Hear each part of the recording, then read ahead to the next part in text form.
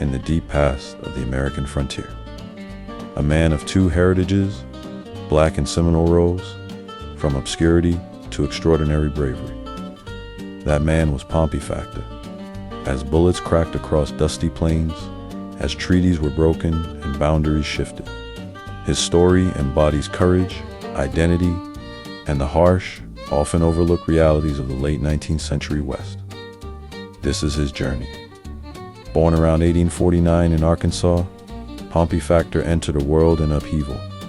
The Black Seminole people born of Black freedmen and Seminole Indians, had already been battered by removal, war, displacement.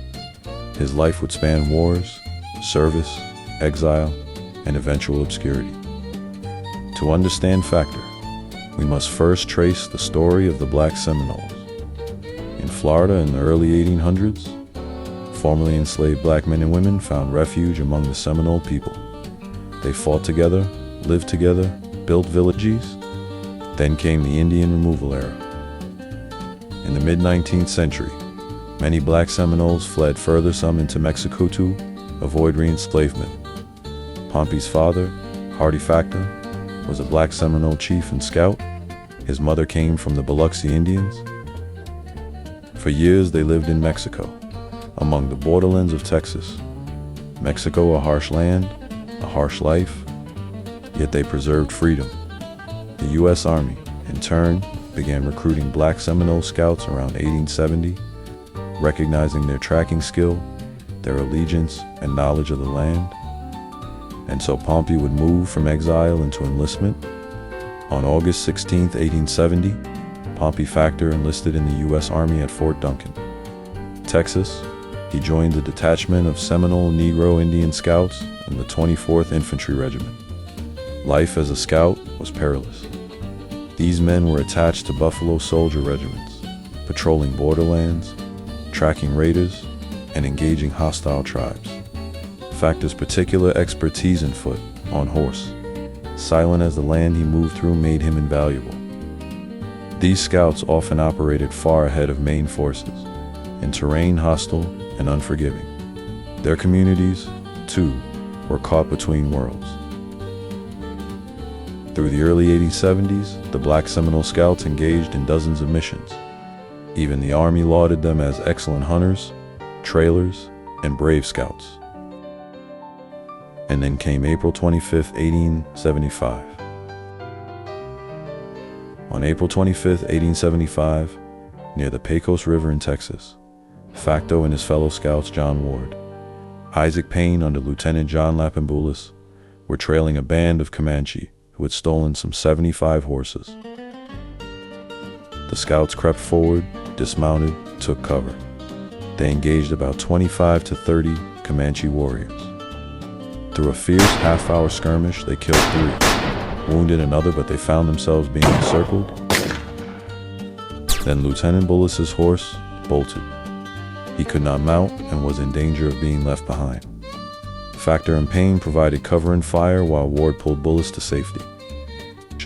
Factor was awarded the Medal of Honor on May 28, 1875. This moment stands as his greatest documented heroism, but it would not mark his final twist. Despite his extraordinary service, Pompey Factor's life did not resolve into comfortable retirement. The frontier was changing. Tensions rose between settlers, Texas authorities, and Black Seminole scouts. The security of his community and his people became fraught. On New Year's Day, 1877, after the murder of a fellow scout and Medal of Honor recipient, Adam Payne, Factor left the scouts and returned to Mexico in concern for his safety. He returned briefly in 1879, rejoined the scouts, then again moved back to Mexico in 1880. For years, he lived quietly far from the headlines of his heroic days. Eventually, he applied for a pension, initially denied, then approved shortly before his death. He died destitute on March 29, 1928, in Bracketville, Texas, and was buried at the Seminole Indian Scout Cemetery. His life raises hard questions. Honor and service alone did not guarantee dignity or security. His community's contributions were often forgotten. What does Pompey Factor mean to us today? His role as a Black Seminole scout places him at the crossroads of American history. African American, Native American, U.S. Army, frontier warrior. The Black Seminole Scouts, though few in number, they never numbered. More than approximately 50 at a time, were never defeated in the dozens of campaigns in which they served. His Medal of Honor places him among a remarkable yet overlooked set of Black and Native heroes of the Indian Wars.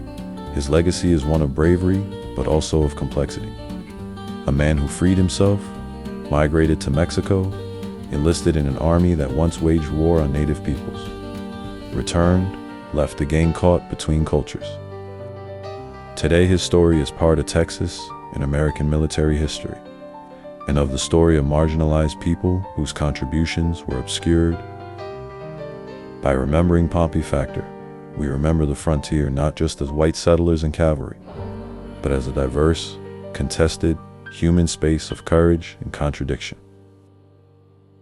Pompey Factor walked thousands of miles from Arkansas to Mexico, from Texas borderlands to the U.S. Army, and through all of it he held a rifle, a badge, and above all, a story worthy of remembering.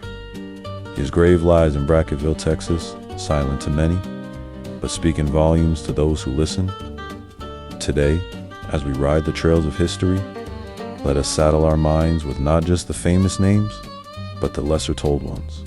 Pompey Factor, scout, warrior, hero. Thank you for riding alongside his story. If you've enjoyed riding through history with us today, saddle up for more untold legends of the Wild West. Don't forget to like, subscribe, and ring that bell so you never miss a new journey into the forgotten frontier.